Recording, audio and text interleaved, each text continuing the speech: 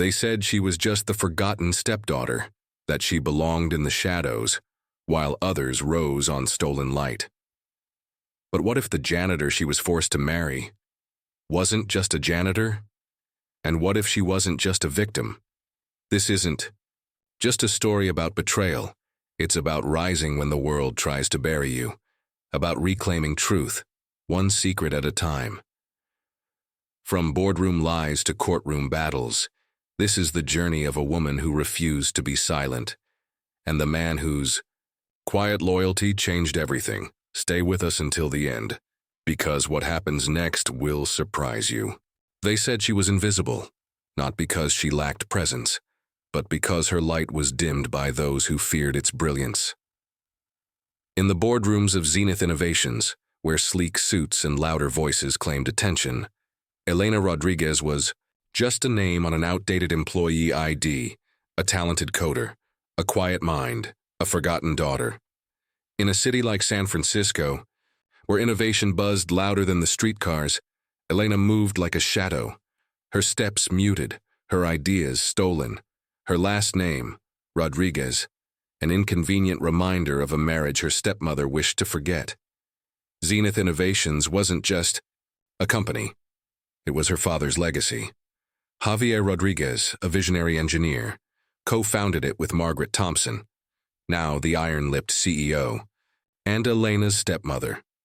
After Javier's sudden death in a so-called lab accident, Margaret took the reins, and Elena, only 22 then, was pushed to the corners. Now 26, she still worked in the basement floor office, where broken keyboards and flickering lights were part of her daily reality. Isabella, on the other hand, lived 5 floors above in the executive suite. Same age bracket, different worlds, different blood. Elena's soft curls and thrifted cardigans were invisible beside Isabella's designer stilettos and sponsored social media glamour. No one questioned, not even when Elena's Code launched their highest-grossing app of the year. It was led by Isabella. Of course. Recognition was never part of the deal. Just stay grateful, Margaret often said, her voice like a blade wrapped in velvet. But there was a promise once, one she overheard in hushed tones, tucked in dusty folders her father once guarded.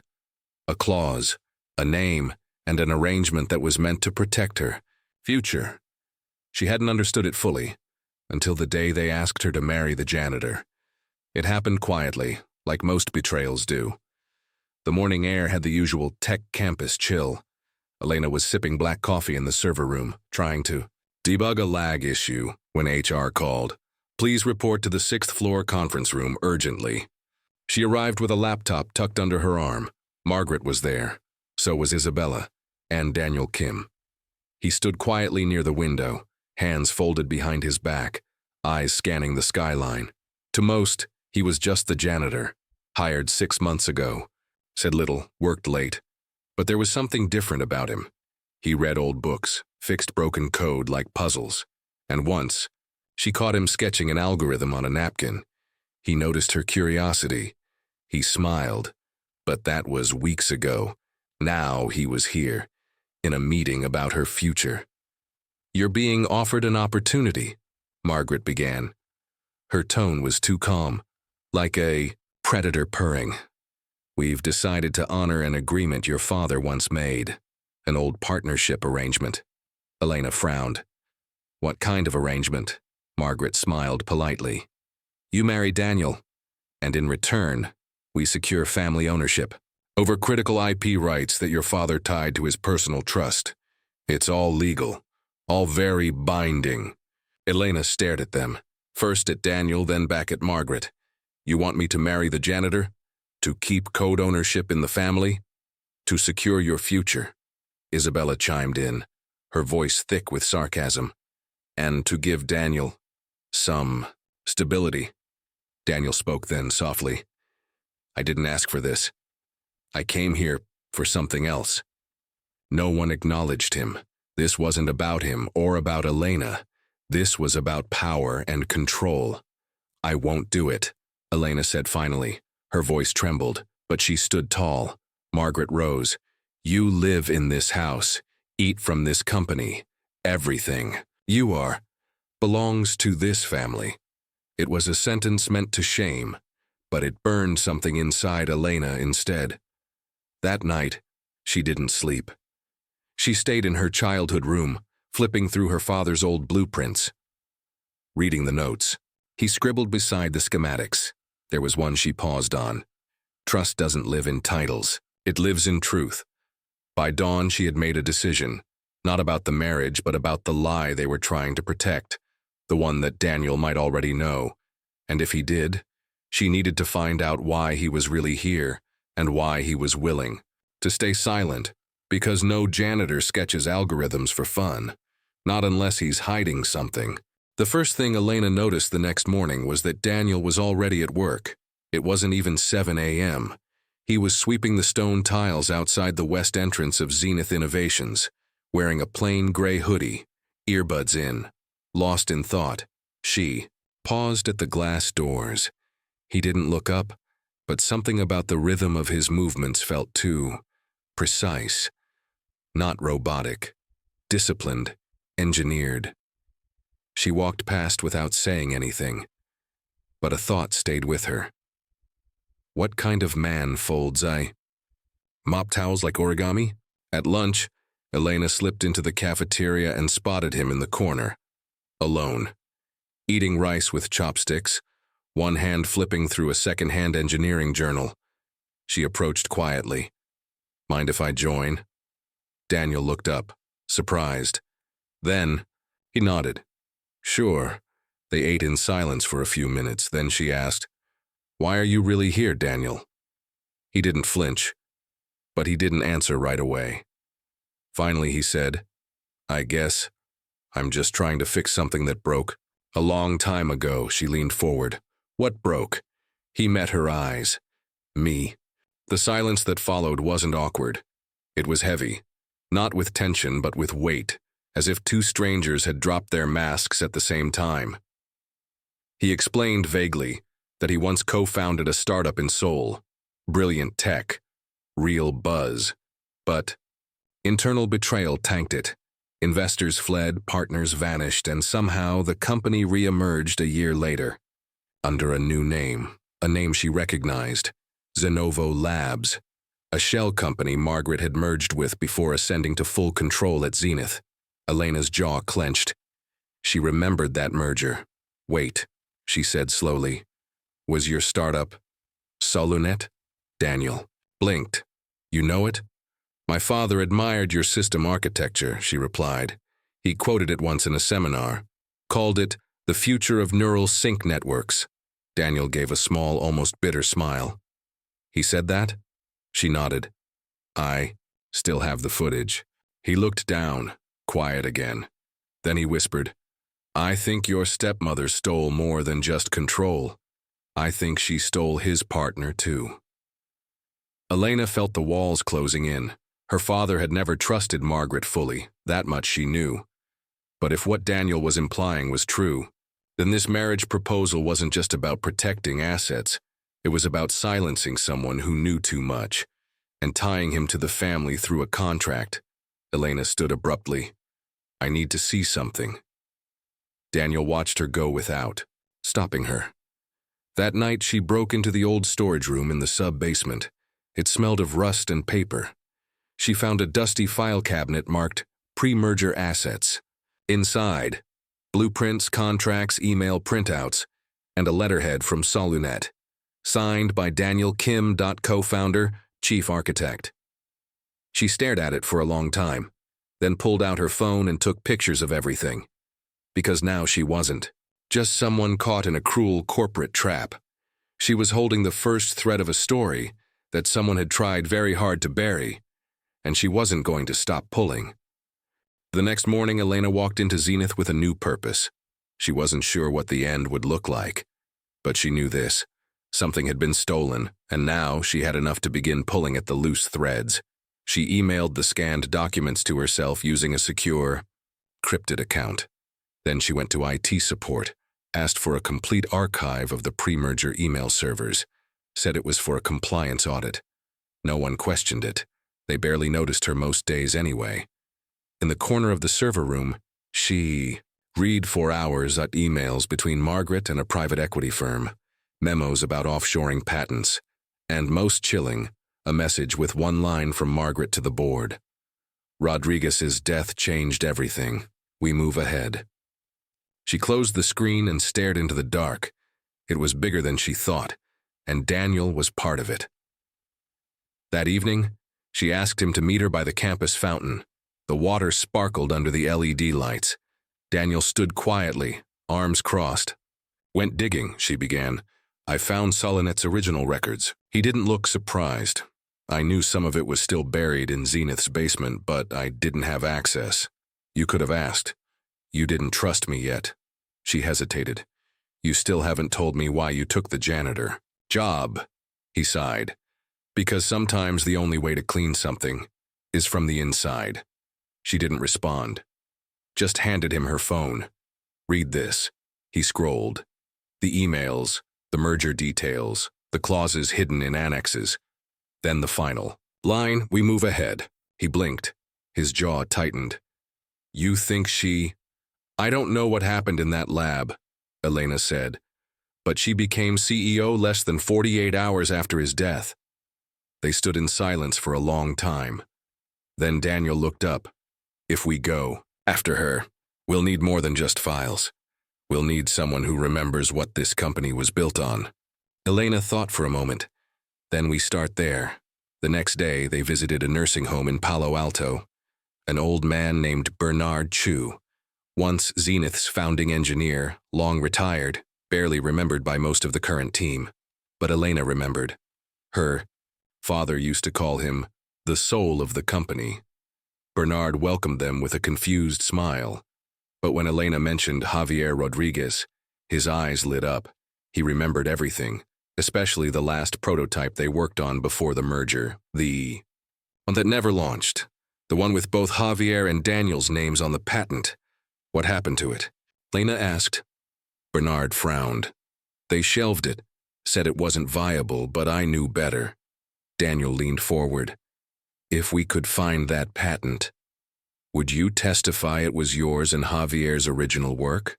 The old man looked at them, then smiled faintly.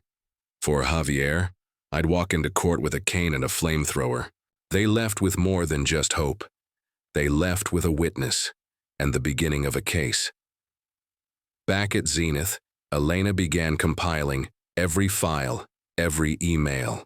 She reached out to a legal consultant her father once trusted, a woman named Clarissa Mendez, sharp, ethical, relentless. Clarissa reviewed the material. "This is enough to rattle her," she said, "but not enough to win. We'll need original blueprints, development notes, anything with timestamps." Elena nodded. "I know where they might be." That night, Daniel helped her sneak into the executive archive. Biometric scans, retina locks. But Elena knew the override codes her father once showed her, thinking it was just a game.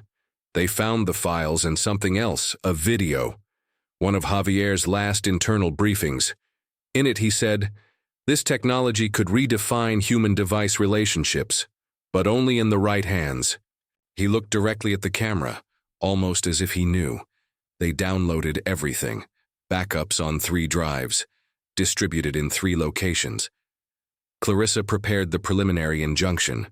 Daniel contacted a former investor who had gone quiet during the merger. Elena printed out the video transcript. All that remained now was one decision: when to strike, because Margaret Thompson still held the throne. But her kingdom was built on sand, and the tide was coming. The day they decided to strike began like any other.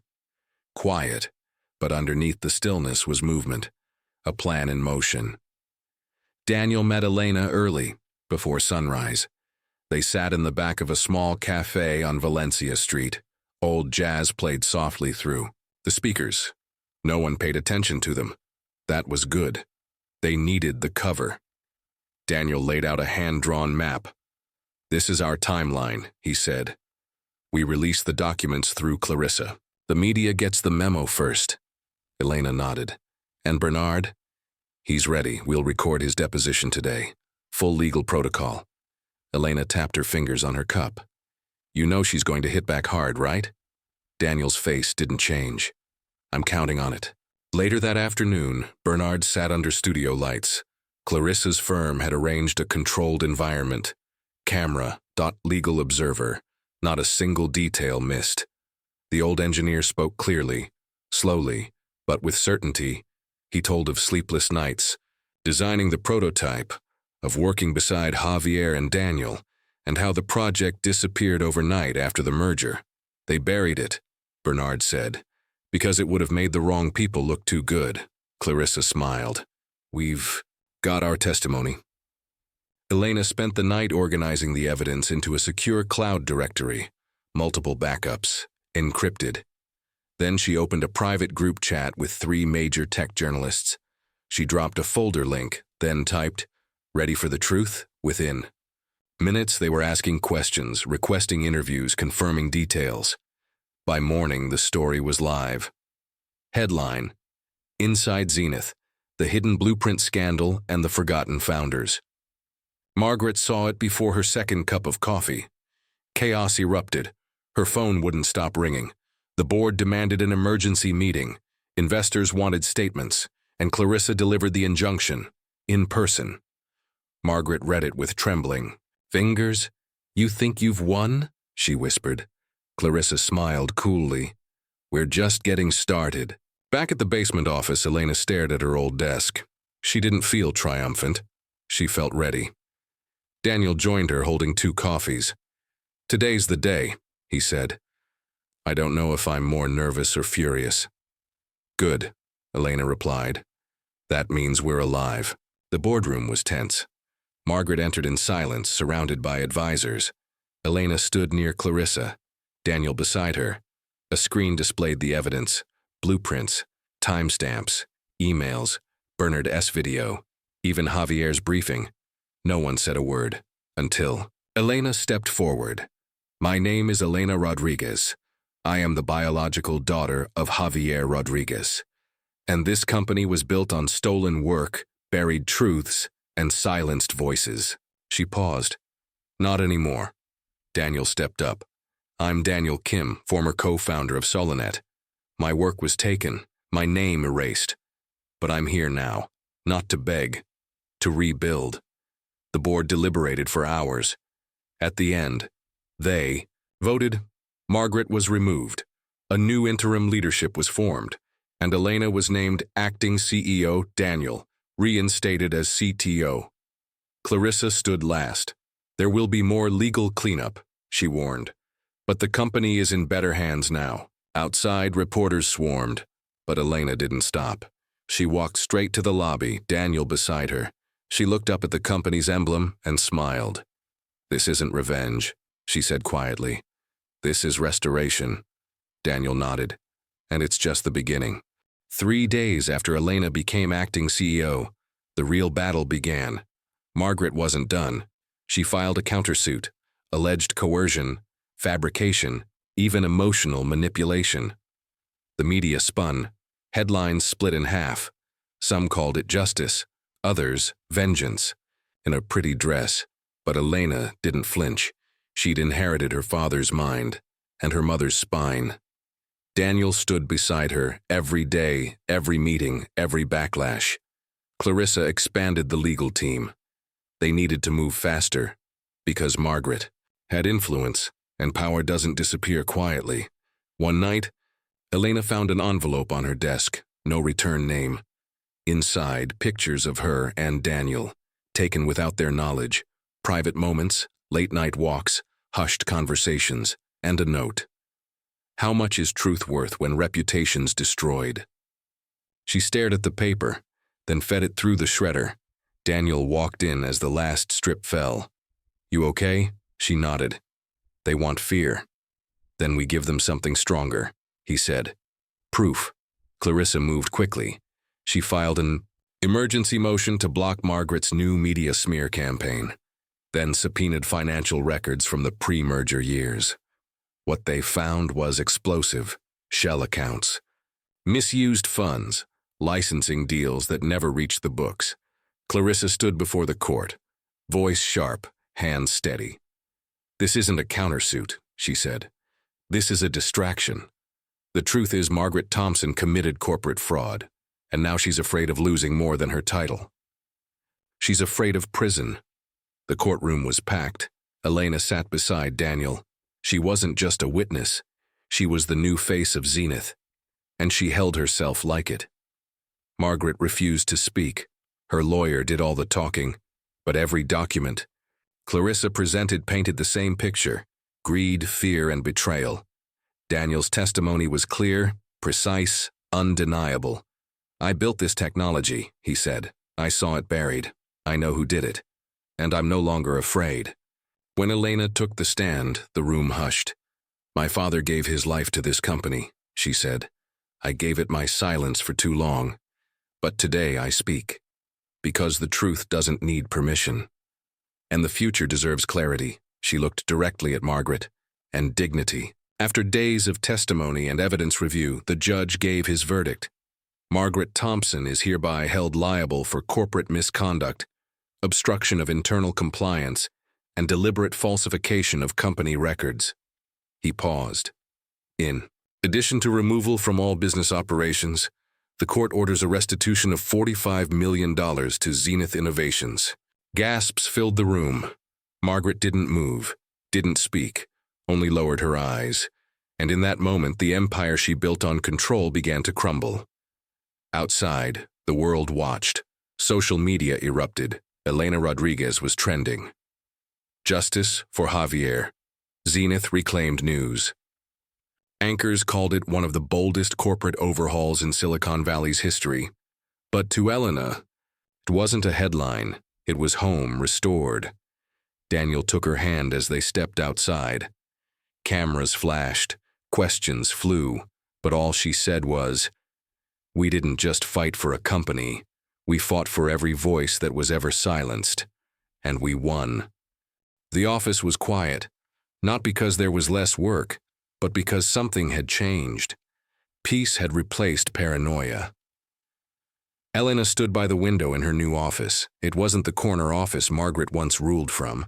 It was her father's old space, reclaimed, restored. She had left the furnishings untouched, same wood desk, same blueprints framed on the walls, and the same soft ticking clock that used to lull her to sleep on late nights when she was 10. Back then, this place felt like a dream. Now it felt like destiny. Daniel walked in holding 2 mugs of coffee. Black. Just how they both liked it. He placed one on her desk. "You've got 3 interviews lined up today," he said. "And a board strategy. Meeting at 4. Elena smiled. "No rest for the redeemed." Daniel chuckled.